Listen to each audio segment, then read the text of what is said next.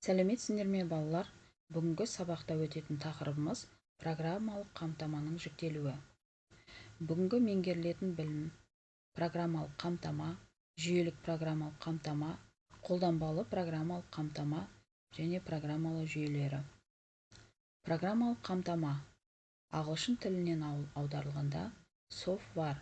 Программалық қамтама компьютердің тұрақты жадысында сақталып қойылған есептерді шешуге арналған барлық программалар жиынтығын айтады екенбіз.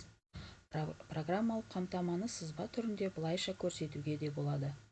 Программалық қамтама 3-ге бөлінеді екен: жүйелік қамтама, қолданбалы қамтама және программалау жүйелері боп. Жүйелік қамтама қолданушылардың қарым-қатынасты ұйымдастыруға, компьютердің қызметін сүйемелдеуге және компьютер құрылғыларын басқаруға арналған программалық құралдар жиынын айтады екенбіз. Және бізде базалық қамтама. Базалық қамтама 3-ге бөлінеді екен: операциялық жүйелер, операциялық қабықша және серверлік операциялық жүйелерді айтады екенбіз. Ал сервистік қамтама 5-ге бөлінеді екен. Олар компьютердің жұмысқа қабілеттілігін тексеру программаларын және антивирустық программалар, дискілерге қызмет көрсету программалары, архивтеу программалары, желілік қызмет көрсету программаларын айтады екенбіз. Базалық қамтама компьютердің жұмысын қамтамасыз ететін программалық құралдардың минималды жиынтығын айтады екенбіз. Сервистік программалық қамтама базалық программалық қамтама мүмкіндіктерін арттыратын және қолданушының ыңғайлы жұмысын қамтамасыз ететін программалар және программалар кешені. Бұл программалар әдетте утилиттер деп аталады екен. Бұл программалар әдетте утилиталар деп аталады.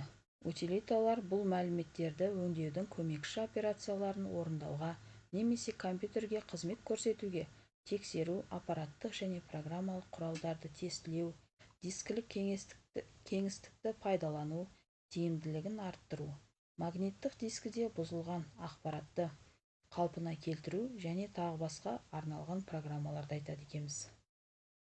Қолданбалы программалық қамтама қолданушыға компьютердің көмегімен ақпараттық есептерді шешуге мүмкіндік беретін программаларды айтамыз. Қолданбалы программалық қамтама тек жүйелік қамтама бар болған жағдайда ғана жұмыс жасайды және оларды қосымшалар деп атайды. Олар мәтіндік процессор, кестелік процессор, мәліметтер қоры, кіріктірілген пакеттер, графикалық процессорлер, экспертті жүйелер, оқытушы программалар, математикалық есептеу, модельдеу және талдау программалары, ойындар, коммуникациялық программаларды айтады екенбіз. Программалау жүйелері бұл жаңа программалық өнімдерді жасауға, ретке келтіруге, енгізуге арналған программалар кешенін айтамыз. Программалар жүйелері құралдық жүйелер, жүйелік программалық қамтаманың бөлігі. Алайда жүйелер қолданбалы сипатқа ие. Программалау жүйелерінің мақсаты программаларды жасау, ретке келтіру және орындау мақсаттары: есептеуіш міндеттерді шешу, мәтін және графиканы өңдеу, жүйелік программалық қамтама жасау, қолданбалық программалық қамтама жасау және тағы басқаларды айтады екенбіз. Ал программалау жүйелерінің жұмыс істеу режимі: программа мәтінін енгізу, редакциялау, ретке келтіру, компиляция, орындау, файлдармен жұмыс, көмек режимін айтады екенбіз. Программалау бұл кез келген программалық қамтама түрлерінің программаларын жасау. Әйгілі программалау жүйелері Turbo, Pascal, Turbo S, Borland, Delphi, Borland C++, Microsoft, Visual Basic және тағы басқасын айтады екенбіз. Олай болса балалар, бүгінгі сабақта біз талдап салыстырайық тапсырмасын және дәптерде орындайық тапсырмасын ой бөлісейік, үй тапсырмаларын орындап тастайық. Ал балалар, өзімізді өзіміз тексерейік. Талдап салыстырайық тапсырмасын қалай орындағанымыз жайлы өзімізді өзіміз тексерейік. Анықтамадағы логикалық қатені табыңдар. Программалық қамтама компьютер жадында сақталатын және қолданушымен диалогты ұйымдастыратын программа делінген екен.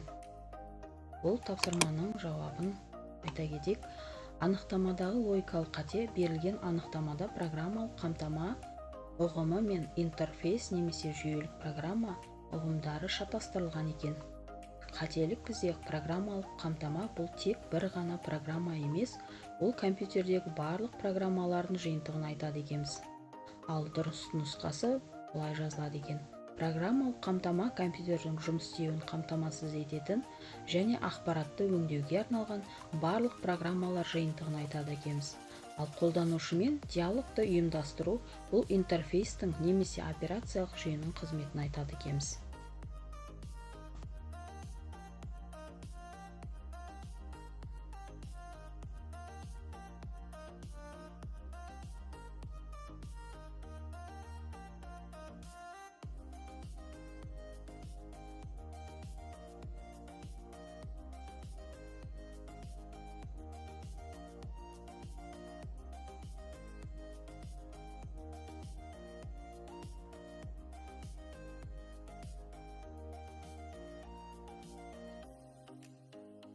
Олай болса, келесі тапсырманы өзімізді тексерейік. Дәптерде орындайық тапсырмасы. Бұл жерде өз компьютеріңде орнатылған программаларды қарап шығып кестені толтырыңдар дейді. Кесте берілген. Кестеде бұл жерде программалық қамтама жайлы жазылған екен. Соған мысал келтіру керек екен. Өзімізді тексерейік, балалар. Бізде дәптерде орындайық тапсырмасында программалық қамтамалар программалау жүйесі. Оған мысал келтіретін болсақ, Python, C++, Pascal, Visual Studio екен. Және мәтіндік редактор бізде Microsoft, Notepad, блокнот екен. Графикалық редакторымыз Paint, Adobe, Photoshop және Corel Draw екен. Келесі бізде презентация редакторы Microsoft, PowerPoint, Prezi'ді айтады екенбіз. Келесі электронды кестелер. Электронды кестелерге Microsoft Excel және Google Sheets жатады екен. Электронды оқу құралы келесі бізде. Бұл жерде күнделік кезет, білімлент, Coursera. Ойын Minecraft, Chess және Roblox екен. Дыбысты өңдеу редакторы Audacity және Adobe Audition. Бейне ақпарат редакторы Windows Movie Maker және Adobe Premiere Pro және CapCut екен, балалар.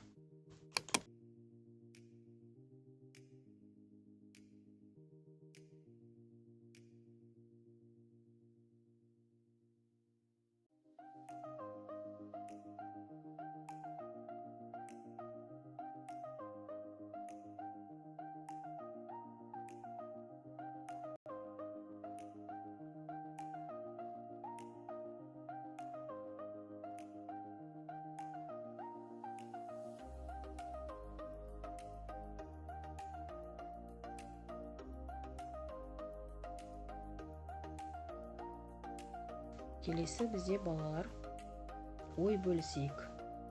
Ой бөлісейік тапсырмасы берілген екен. Бұл жерде программалық қамтамалардың компьютер жұмысы үшін қаншалықты маңызды екенін анықтаңдар. Қай программа түрін көп екендігін салыстырып, әрқайсысына мысал келтіріңдер делінген. Бұл жерде ада белгіленген графикалық редакторлар немесе қолданбалы программалар берілген екен. Әде антивирустық программалар немесе жүйелік программалар. Өзімізді тексерейік, балалар. Ой бөлісейік тапсырмасы. Маңыздылығы бұл жерде программалық қамтамасыз етудің компьютер жай ғана темір болып қалады. Ол аппараттық бөлік пен пайдаланушы арасындағы көпір іспетті болады екен. Ал салыстыратын болсақ, графикалық редакторлар мен қолданбалы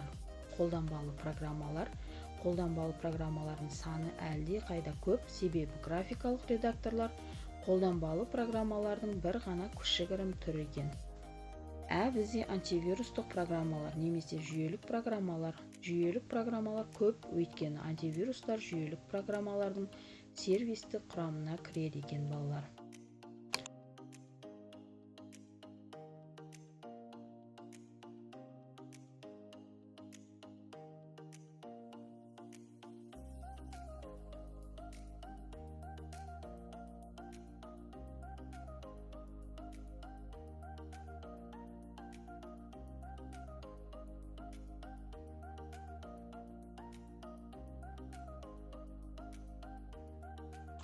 келесі бізде үй тапсырмасы берілген.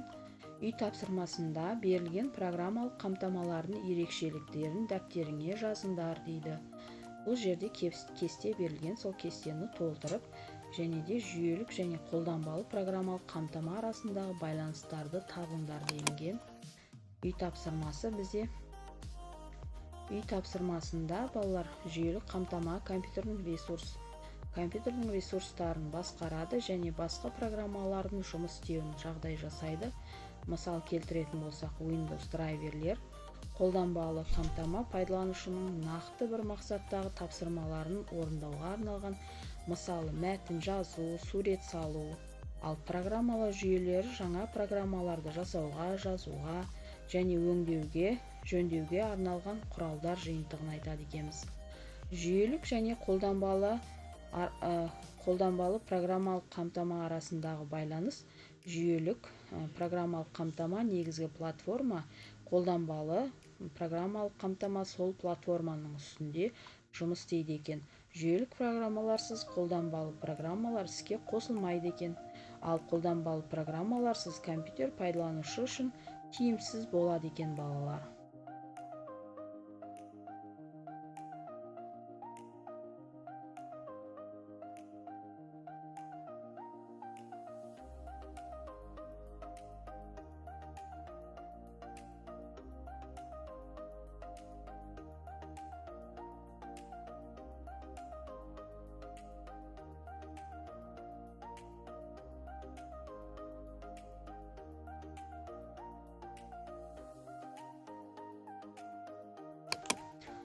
Осымен балалар, бүгінгі сабағымыз аяқталды. Видеом пайдалы болса, арнаға тіркеліп, лайк басуды ұмытпаңдар балалар.